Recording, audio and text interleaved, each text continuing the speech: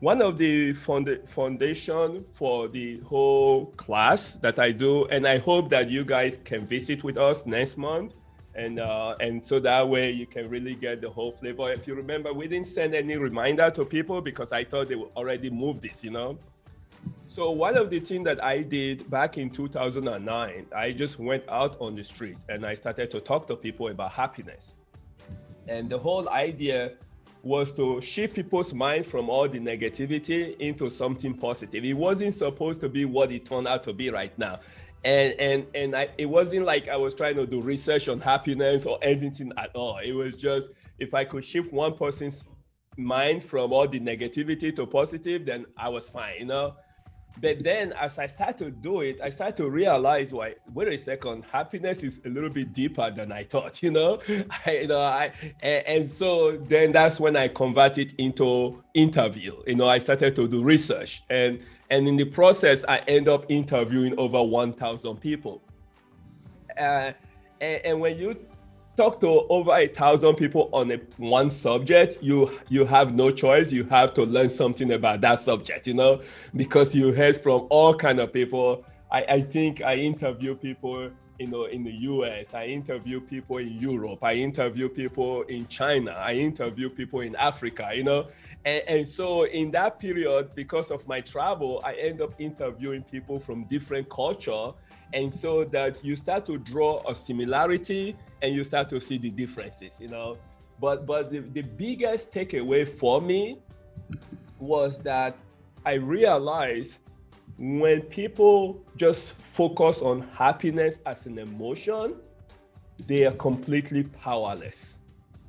And for the last 100 years or 200 years or 400 years, everybody have told us that happiness is an emotion, you know, and why I agree with that, I disagree with living it at that level. Okay, you know what happened is when you approach happiness purely as an emotion, then you go through emotional roller coaster. You know, when things are good, you are happy. When things are not good, you are not happy, and you almost feel powerless. And that's the part that I just refuse. You know, I just feel like that doesn't make any sense at all. And I know in the beginning, I was challenged by a lot of psychologists and psychiatrists, even sociologists and grief counselor. But I just say, show me your data and I show you my data, you know? So it just come down to what makes sense. Okay. And I started to work with people. I went first to elementary school because I know they will not challenge me too much, because in the beginning, I didn't know too much what I was really doing because I was still gathering data. And I started to work with teachers that will kind of write off some kids because they're just truants or they just not behave well or not good kids or whatever. And I start to help that kid to be happy. And then all of a sudden, they see that kid behavior change, you know? And not only just the behavior change, but the grade change, you know? And they start to realize, whoa. So today, as we are talking, I have a very long list of schools that want me to come and teach happiness in school because I do it on a voluntary basis. And so I have to fit it into my schedule. But I know it works, and I've taught some teachers how to do what I'm doing so they can replicate it in their schools and stuff like that. The first thing, of course, is not living happiness as an emotion. But the second thing that I learned is how powerful happiness is. And I know that everybody kind of get a sense of that, but sometimes because it's so nebulous, we don't really wrap our head fully around it. I started to interview folks who were very successful financially, because sometimes people say, oh, people that make money are not happy. I think that's a bunch of BS, you know? You know, there are people who are broke that are not happy. There are people who don't have money. Excuse me, there are people who have a lot of money that are happy. You know, happiness is not like a clear distinction of who you are. It's just, it magnifies what it is, you know? You know, but a lot of the folks that are financially well off that happen to be happy that I interviewed during the process, I find out they were already happy before they became financially well off. It wasn't like what most people think. Most people think if they are financially well off, they will become happy, And no, none of the people I interviewed that fell into that category. As a matter of fact, the people that I interviewed that were wealthy, that were not happy when they started out. So and one of the things that I find out, and this is why for the people that I'm mentoring, that I'm working with, I kind of hit it on them to really build their success on a foundation of happiness, because I have seen people who are really wealthy that are not happy. And that's the worst position to be. Okay. So if you look at a quadrant, and one quadrant is people who are broke that are not happy. And then another quadrant is people who are broke that are happy. And then another quadrant is people who are wealthy that are not happy. And then a quadrant of those who are happy and wealthy. Happy and wealthy is like you're in heaven, okay?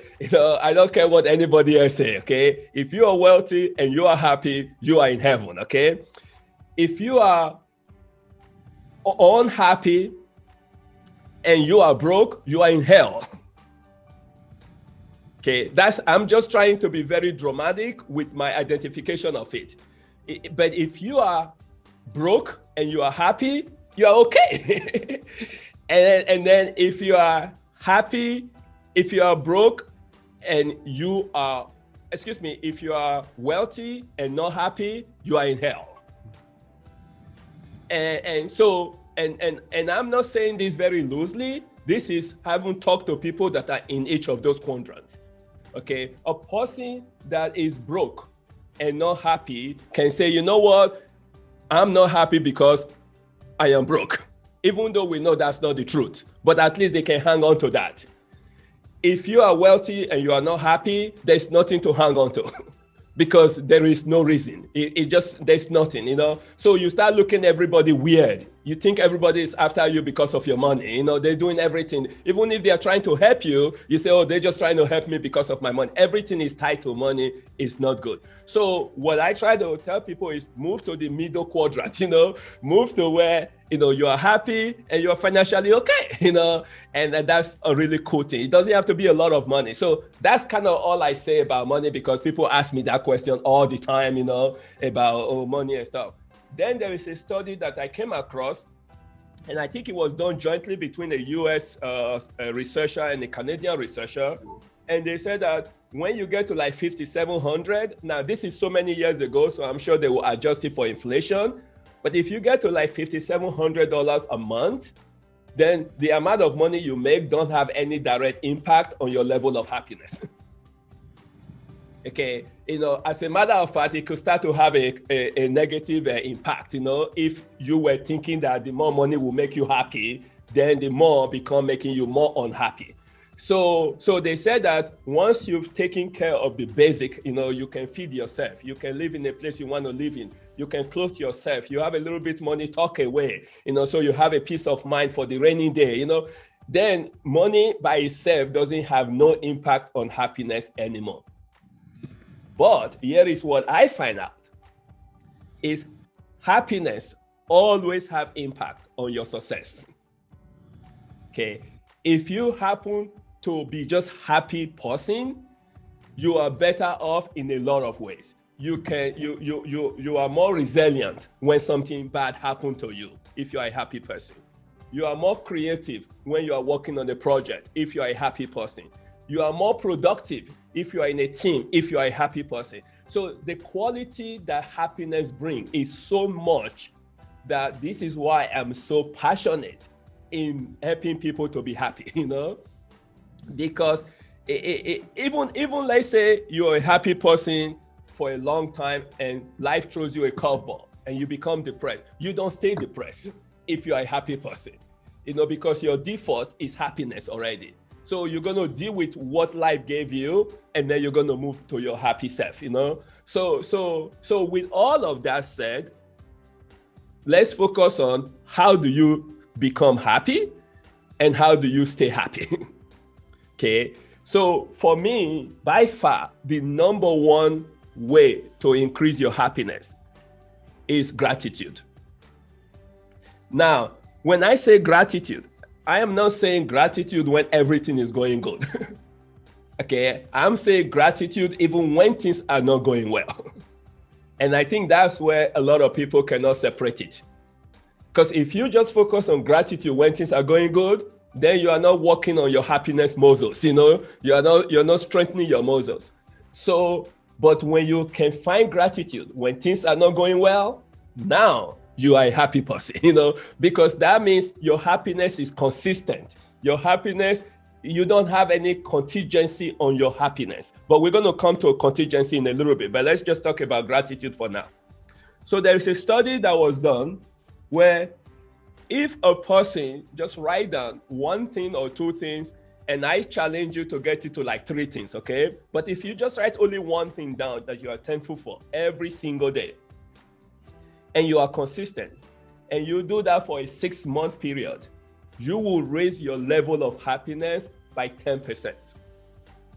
Okay, that's actually a study that was done by researchers, okay? So what does 10% increase in happiness mean? Let's go back to what most people can relate to.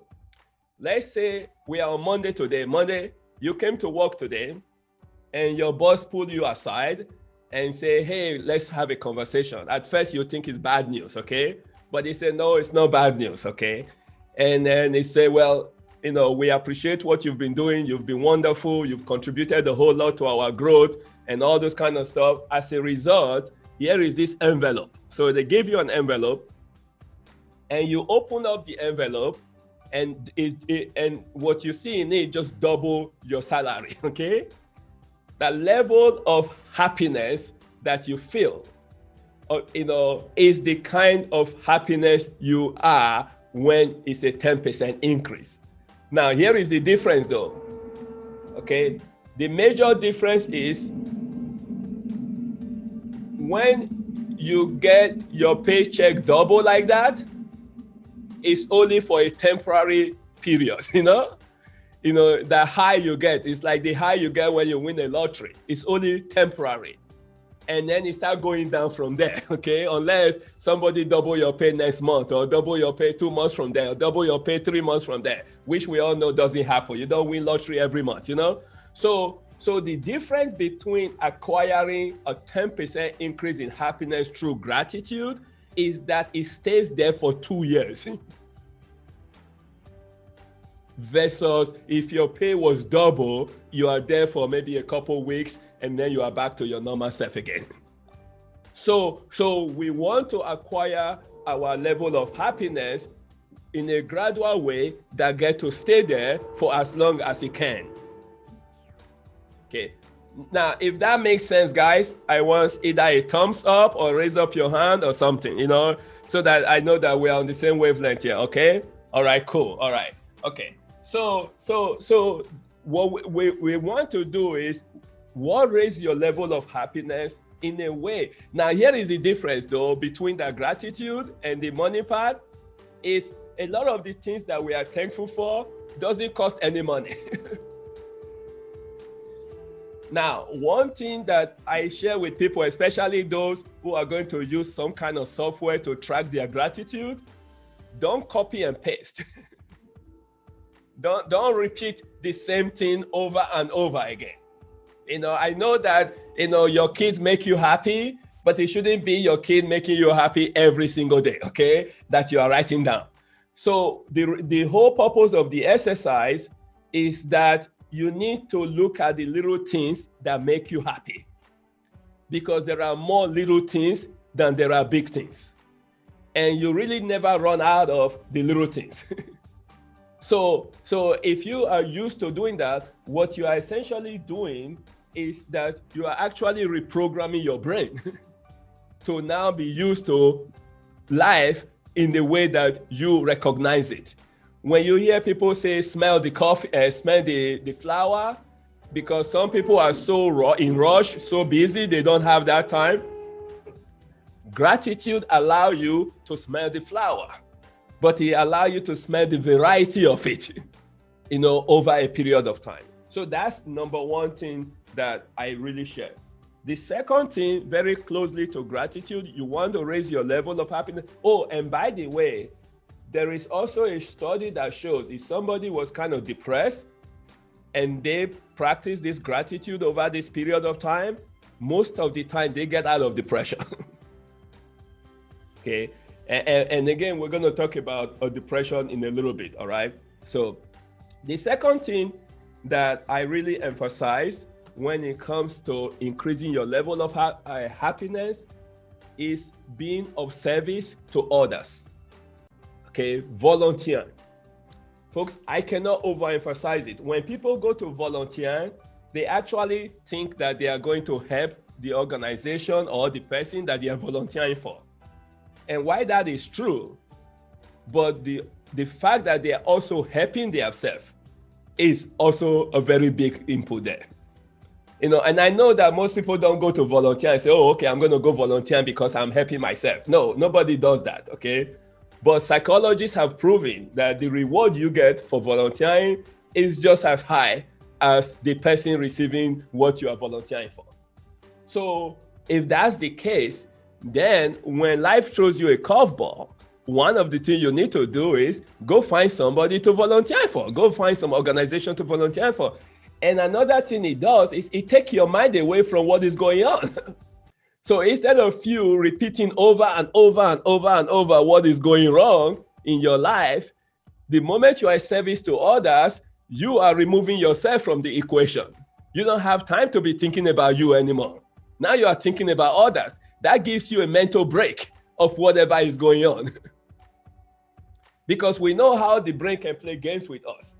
When something goes wrong, and you give it to that 2 billion cells in our head, it can start to repeat it over and over and over and make it bigger than it really is.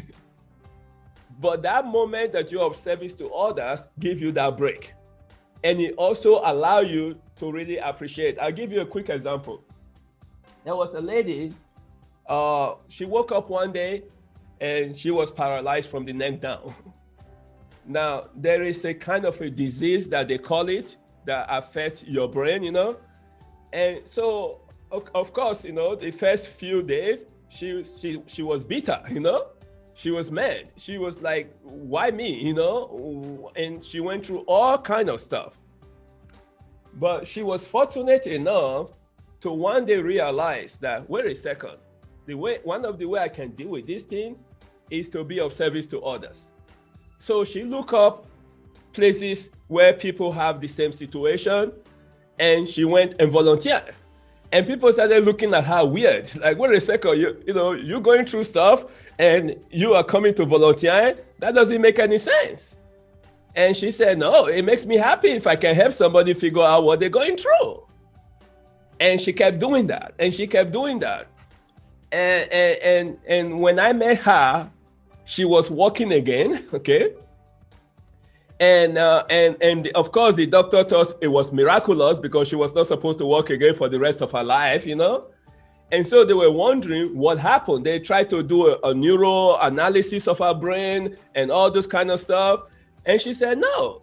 She said she just refused to repeat the same thing to herself over and over and over like she did the first few weeks when it first happened.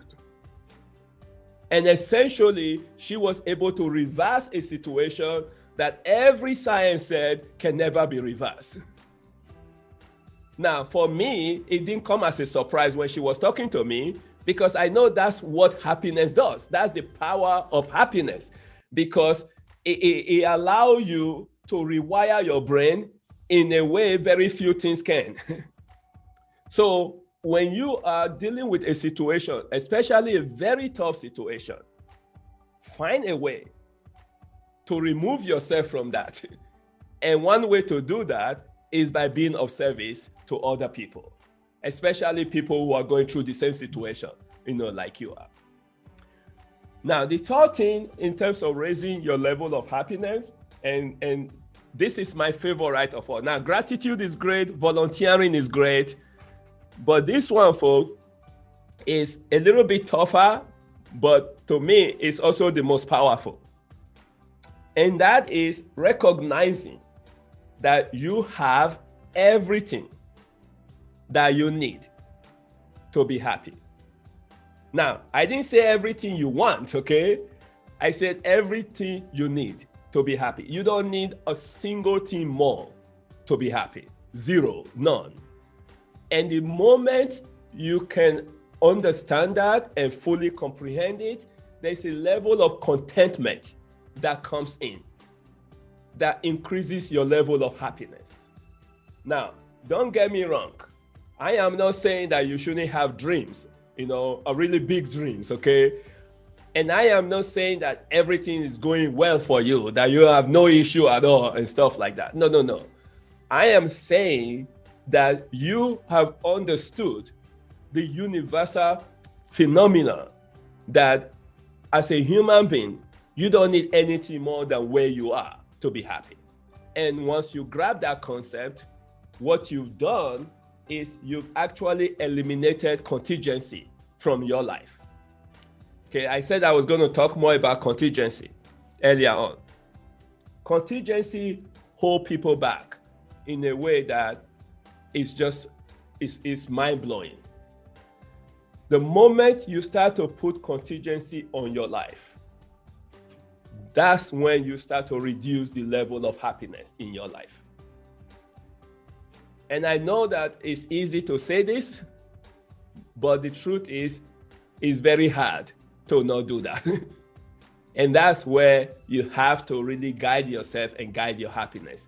This is where you have to really practice some of the skills that I'm talking about. Contingency. You see some people say, man, if I was taller, I would have been really happy. Some people will say, oh, if I was this, I would be this. And some people will say, oh, if I find this significant other person, oh, they will just make up my life. Now my life will really be happy. Or some people will say, man, if I just get that promotion, man, I will be really happy. All of those are contingency. Okay, that's all they have. Now, is it nice if you can find a way to be taller? Absolutely. Is it nice if you can work hard and get that promotion? Yes. Is it nice to be able to get that significant other, that brings you love and everything? Absolutely. But is your happiness depending on it? No, it is not. As a matter of fact, if you remember earlier on, I said happiness is such a powerful force. Guess what? If you are a happy person, it increases the chances of you attracting that significant other that brings you love.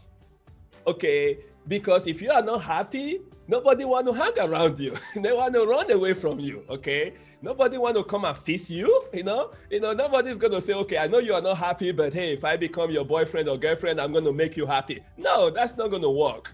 That's setting yourself up for failure. So in other words, find a way to be happy first, and then that happiness will bring you closer to your desired goal, and it would actually attract your desired goal to you. So that's, for me, that's what I call the power of happiness, and there's a long list of that. So remove all the contingency, from your happiness, because you have everything you need to be happy already. Then you can start to set goals on how to improve on where you are. I was dealing with a guy, and he was overweight, and people, point at him, look at him bad, and all those kind of stuff. And so, of course, he felt bad about it, and because he has kind of slack in the past, and he contributed to it. So when somebody referred him to me, and it was actually a physical trainer that referred him to me. And the trainer said, hey, I can help you with all the weight stuff, the whole world and all those stuff. He said, it's not going to work until you've accomplished the mental part, And I want you to talk to this guy, maybe he can help you. So the first thing that I talked to him was, look at the mirror and say, I love what I see, At first it sounds like a trick, but no, it's not a trick. It's part of understanding the complete package. is be happy for where you are. Is be happy for everything. It's not being happy for all of this except this. No. So the moment you truly, truly appreciate that and realize, whoa, my weight right now is part of my complete package and it's okay. Now it was ready to share the portion of that weight that he did not want, so being happy, you cannot pick and choose. You can't say, oh, okay, I'm happy except for this part of my body, or I'm happy except for I am a little bit slow, or I'm happy because, no, it has to be a complete package. So that's kind of that. So that deal with, contingency, and that deal with everything that we already need. Now, some of you that watched my TEDx talk, so I want to kind of reach into some of that because of time here. One thing that I learned in terms of after all those research that I did was what I call the 24-hour promise. Okay, now at first it seemed very easy. Okay, it really does. It seemed very, very easy, but it's not. Okay, there's not very many things about happiness that's easy. I can tell you guys right now. Okay, because if it was, everybody would be happy. I doubt there's somebody who just wake up this morning and say, you know what, I want to be unhappy today. Absolutely, that's my goal. No, Dalai Lama said the purpose of life is to be happy. Every single thing we do, direct or indirectly, is to help us to be happy. Some people say, oh, well, it's not about my happiness, it's about my family happiness. Well, if your family are happy, what does that mean? It makes you happy, If your community is happy, what does that mean? It makes you happy, So everything comes back to your happiness, and it's not about selfishness or anything like that. It's just that's the purpose of life. As a human being, we are here to be happy and to contribute to other people's happiness. And when we are not doing that, then we move away from who the true self is of us. So the 24-hour promise is very simple in the surface, but it's not really that simple, okay? What does that mean? You wake up in the morning and you make a promise that you're going to be happy for 24 hours. That's it. Now, folks, let me put it this way. If you have any member of your family that's not really happy, especially young people that are going through depression, first of all, understand that depression is real. They are not pretending. They are not making it up. Okay, it's just real. Okay, so first of all, agree to that, accept that. Okay, and then seek help. Okay, there are a lot of organizations out there that will be very helpful. Okay, so take it very seriously. Don't try to make them feel guilty. And here is one thing that I hear a lot of people say, and please don't do this to anybody, especially somebody that's depressed. Don't tell them that happiness is a choice, Just don't do that. You might as well just take a knife and just try to shoot it into them and see if they will cry or if they will bleed, okay? Don't do that. If you want to help them, then go to their level, go to their level, see where they are at, and then start to make some suggestions that can gradually bring them up, okay? And then when they get to a level now where, they are not depressed anymore, now you can talk about happiness is a choice, but not at that level. Please don't do that. That doesn't help anybody. If anything, it makes things worse, okay? So the 24-hour promise is a very simple concept, but it's a very hard one. So you wake up, you promise you're going to be happy for 24 hours. Now that means if something gets in your way that's going to affect your happiness, you have to acknowledge that thing and decide if you're going to let it affect your happiness or not. So that's where the happiness is a choice gradually starts to come in the little things that affect happiness, but not the whole picture of the happiness itself. So if for some reason you are going to a work and a coworker that's always getting on your nerve is approaching you again, in the little voice in your head, you should say, hey, you know what? This is your lucky day, okay? I've chosen to be happy today. I'll see you tomorrow, okay? And then you let them do their thing and it doesn't affect you. Believe me, they're going to be shocked because they're used to expecting certain reaction from you. And when you don't do that reaction, they're going to make a decision. Do they want to be bothered with this person or do they go to look for somebody else, okay? So that's what the power of that choice is when you make that mind. Now, let me tell you this. If you were successful in going through a whole 24 hours and you were happy, you need to celebrate. Okay, you need to celebrate that, and then you should renew that promise.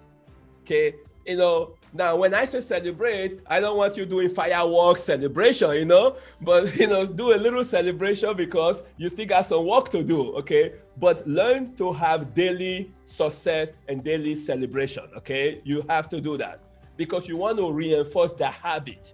So then the next morning you renew your commitment, you renew your promise. Then you promise another 24 hours. Now, why 24 hours? Because I've seen people, they say, especially the New Year resolution, they've never done something for a whole year and they say, oh, this coming year, I'm going to do this every year. No, it's not going to work. Okay, start with baby step. So that's what you do by that. Now, that's the good news. But what about the bad news? What if you start to make the 24-hour promise and about 6 hours into it, 7 hours into it, something terrible happened that you just break down, So here is something I cannot overemphasize. And this is so crucial to your happiness, guys. And that is compassion. Now, when I say compassion, people immediately are thinking compassion for others. That's great, but that's not what I'm referring here. I'm talking about self-compassion, okay? So let's take a little thing. You set a goal to be happy for 24 hours. 9 hours into it, things happen. What do most people do? They start to curse themselves. They start to like, damn, can you believe that? Only 24 hours? I can't even do 24 hours. What kind of person I am? Come on. I am not supposed to be a happy person. I just know it, My type of person is never a happy person.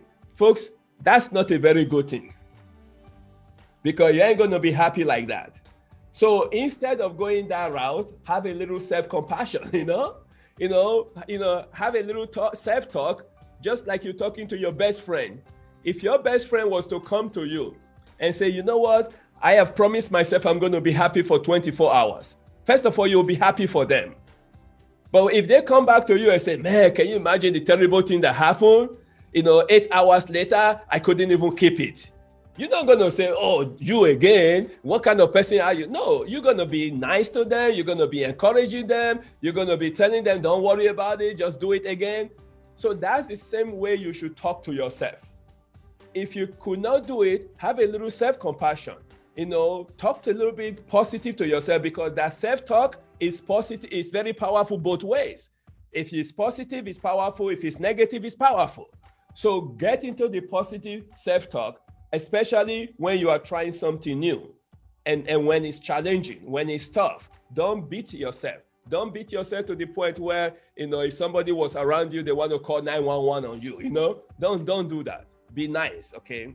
All right, so if you do that baby step, and you're going to get better at it. Now, as we kind of wind down here, a few things that I want to chase. One of my favorite is the 3-minute rule. And if you watch my TEDx talk, you probably heard about this a little bit. So this is why this is so crucial. As long as you're a human being, life's going to throw you curveballs. Okay, that's just part of what life does to people, okay? As a matter of fact, if you just happen to just live stable and it's just stable all through, that's usually somewhere in the hospital and they are monitoring the stuff is just level. Nobody wants that, we want it to be up and down, life goes up and down kind of stuff, right? But one of the things that I find out during my research is that there are 2 types of depression. There is what I start to call situational depression. Situational depression is when a situation in your life changes. So let's say all of a sudden you got to work on Monday and you get a pink slip instead of a pay raise, okay? That's a situation that just changed, right? Your brain is going to take some time to process that. Or, the person that you are dating, send you a text message and say, hey, I still like you, but I don't really like you like that anymore, okay? That is a situation that just changed, okay? Or a loss of a loved one. That's the worst level of a situation change that anybody ever hope for and pray for, but it happens. Those are all situation change. People losing their job, losing their homes, seeing their 401k wipe out. All of those are situational change. But because we are not really prepared for it and we've not been trained for it, we all take it differently. Some people never recover from certain situations that change, and others recover very quickly. So what I want to teach is the 3-minute rule. Now, when I started this, it wasn't always 3 minutes. It took some time to get to this level of training to get it to 3 minutes. So if you are practicing this, and it depends on the level of situational change that you're dealing with, you may start it out as 3 hours instead of 3 minutes. You may start it out as 3 weeks instead of 3 minutes. You may even start it out at 3 months instead of 3 minutes. But don't make it too long than that, okay? Don't make it too long, because time is not your friend when you are dealing with a situation that change. And I'm going to use the loss of a loved one because that is the most dramatic of all, that have the most impact, okay? If you say, you're going to listen to some counselor, they're going to tell you, oh, take your time, when you are grieving. And I'm going to beg you not to take your time, because time is not your friend. What you don't want is you don't want your brain to rewire itself in the process. Now, I want you to seek help. I want you to have professional guidance, but I also want you to be proactive in the process. So what I do is this: when something terrible happens, the first thing is I set alarm. I set the alarm for 3 minutes. Okay, that's all I give myself now. But this is over time though. I have practiced it. Practice make what, guys? I want you to unmute for a quick second. If you can just unmute your line and give me a response to that. Okay, unmute your line. Okay, practice make what? Practice make what? Perfect. Okay, that's what we were told, right? Right. So I'm here to tell you, no. Practice makes improvement. Okay, there is nobody perfect, and anybody that set a goal for perfection is just they're setting themselves up for major failure, major disappointment. And this is why you see kids that end up looking at anorexia because somebody told them they have to have a perfect body and all those kind of stuff. There is nothing perfect. So remove that word from your vocabulary. Because if you see people who break Olympics record, they don't just break the record and then go home and say, okay, I have got a perfect score. I've got it now. No, because they know someone is coming to beat their record if they don't beat it themselves. If you keep practicing, you keep getting better, you keep improving. It's not different than happiness. So when I was saying earlier on, the gratitude, you might start the gratitude every day. After a week, you kind of forget about it, then pick it up again. You just practice, practice, you're going to get better. So that's the way I get this to 3-minute rule. So what happened is when something terrible happened to me, the first thing I do is set the alarm. And I set the alarm, and I set the alarm for 3 minutes.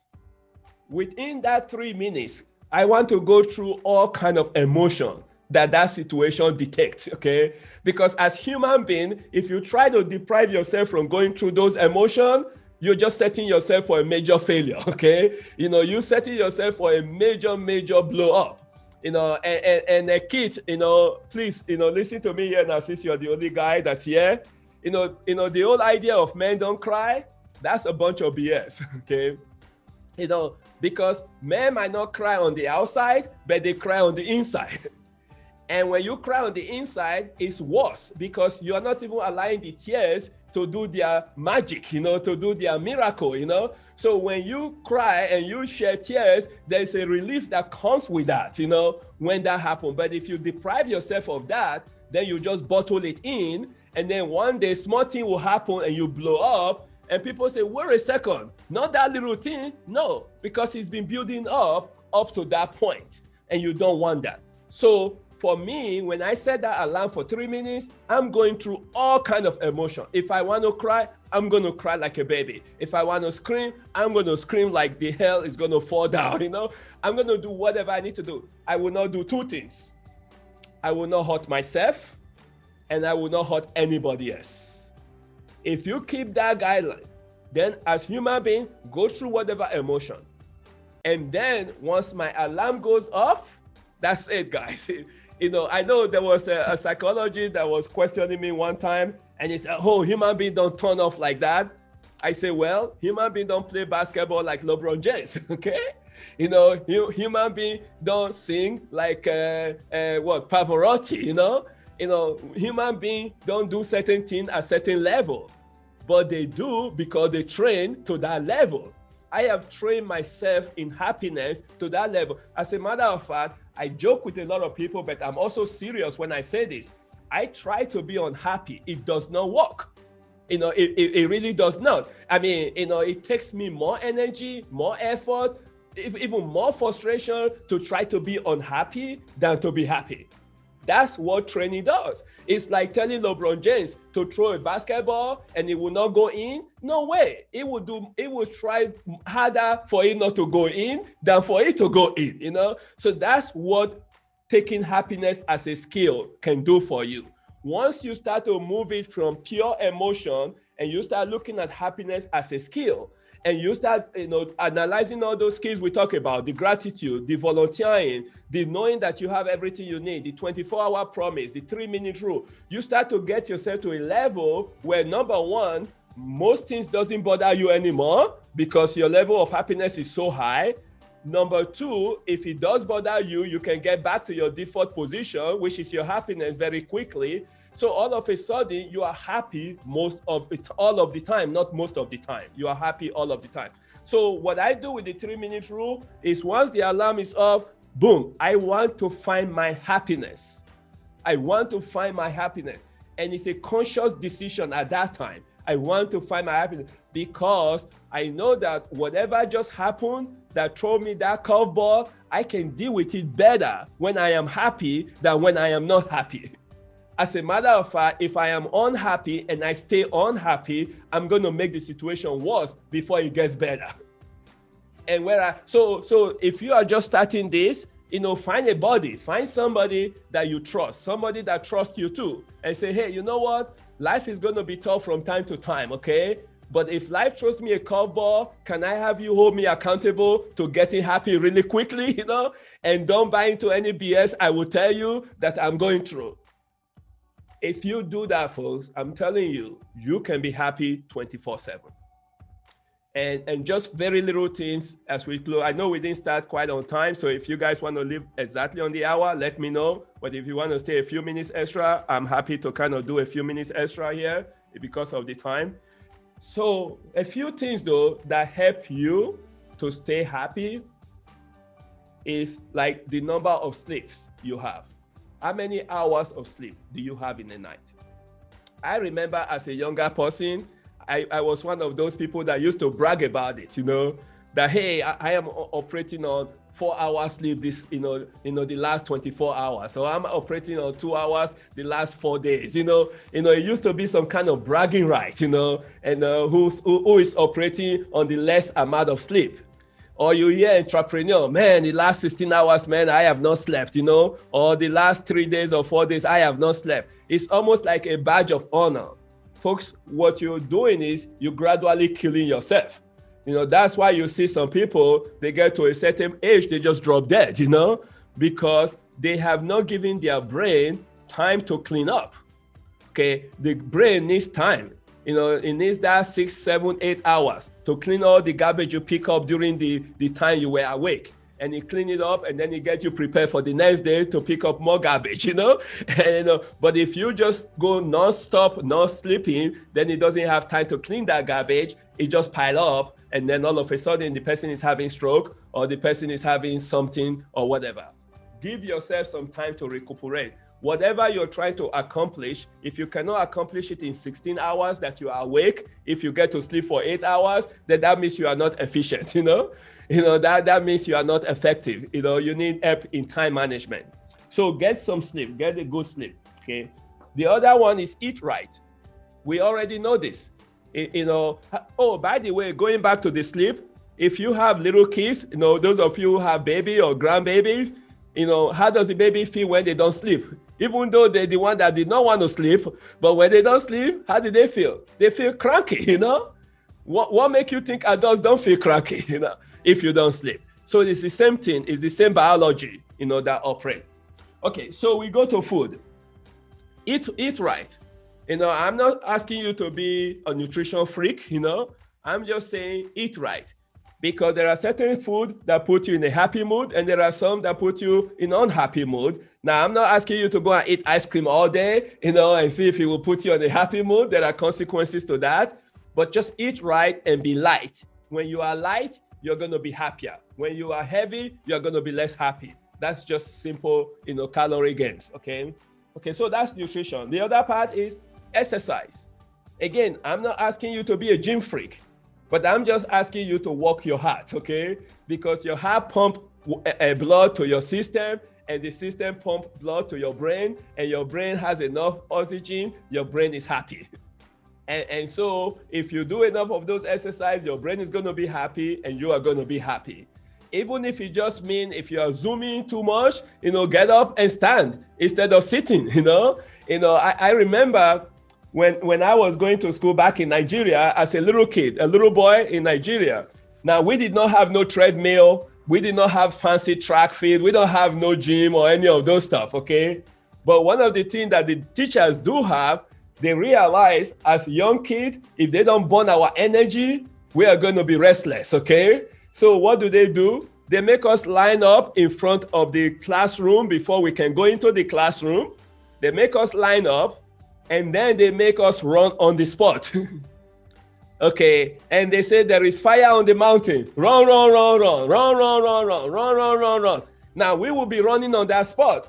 I am pretty sure that's what somebody noticed. That's how they came up with treadmill, okay? They saw some small kids running in Africa on the spot. They say, wait a second, what if they can have a rubber behind their leg and the rubber causing them to run, okay? But I still do that till today, okay? When I wake up, I do my meditation and I drink my water. If I'm not going to make it to the gym, I'm going to run on the spot. And I'm going to run, run, run, run, and run, run, run, run, and run, run, run, run. So in other words, folks, you don't even need a gym membership in order for you to be able to exercise. So that's what I've got today, guys. I will be very happy to take any question before we get this done.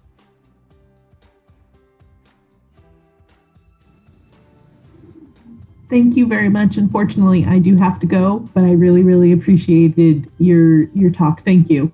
Absolutely. And thank you for Have a joining good day. us. All right. Stay happy. Thank you. Yeah. Yes, very good. Thank you. All right, Joanne. So enjoyed the conversation, got some good points there, started up my gratitude journal, so appreciate Oh, cool. Awesome. I appreciate that. That's good. Yeah. I mean, you're like the 70th person to tell me that, so might as well do it, right? So I noticed that you've got, I'll call them satellites all over the place with the Happiness Project, if you will. Yes. So what is your goal?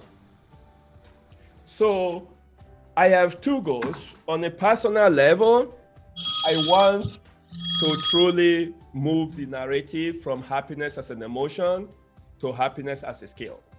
I want to see schools teaching happiness just like they teach English and writing and arithmetic, all the very basic stuff, that you need to go through school. I want happiness to be in that level. I want kids to understand that, yes, happiness is emotion. As human beings, they're going to go through emotion, but I also want them to know happiness is a set of skills, and they can learn, and they start learning those skills. Not like you just told me now that you started your journal. I don't want them starting the journal at this age. I want them starting it at the kindergarten, at the first grade, at the second grade. So that's one of my goals. I have a book that's going to be coming out that is focused. People have been urging me for almost a decade now to write a book on happiness, and I have not, I've written different books on goal setting and time management and networking, but I refrain from happiness because for me, it's such a nebulous subject that I wanted to make sure that I understand what I was doing before I write the book. So I have a book coming out that I hope will be able to help to change the narrative for happiness in a bigger picture. So that's my goal for personal goal. And then for the business goal, we want people to just be able to network easily, across the world. It's not just your neighborhood. I understand that there are some people who are remote workers right now or remote business, and that can benefit from that. But I feel like if we start going deeper and deeper, and start breaking it more and more, like right now we host about 50 events a week. And next quarter, January through March, we are hoping to double that to 100 events. And then before the end of the year, we'll probably take it to like 250 events a week. We want to be closer to the community so that the mom and pop can also benefit, from it, as opposed to just only the remote people who can do business all over the world. Yeah. Okay. That's a worthy goal. Yes. Thank you. You're welcome. So I think that there's a few events that were scheduled, like how to network and so forth. So are you teaching those too? Not all of them. So I teach the networking 101. Mm-hmm. Okay. And so that's kind of out of my book I wrote on networking back in '94, But I think Aaron Justice is the one that's teaching the social media 101. And I think Vaughn is teaching one of the classes. So there's different classes. And then there is a class that all three of us get to teach, Ask the HMP class, and then there's a deep dive that we really get into all three of us. Yeah. So it just depends on the class itself. Yeah. Got it. Well, look, I enjoyed this, this talk, and I certainly wish you well in your endeavors, and we'll be following up on some of the different events. So thank you for taking the time. Absolutely. Thank you, Kit, for joining us. My pleasure. All right, stay safe and stay happy. Yeah? All right. You too. Bye-bye now. All right.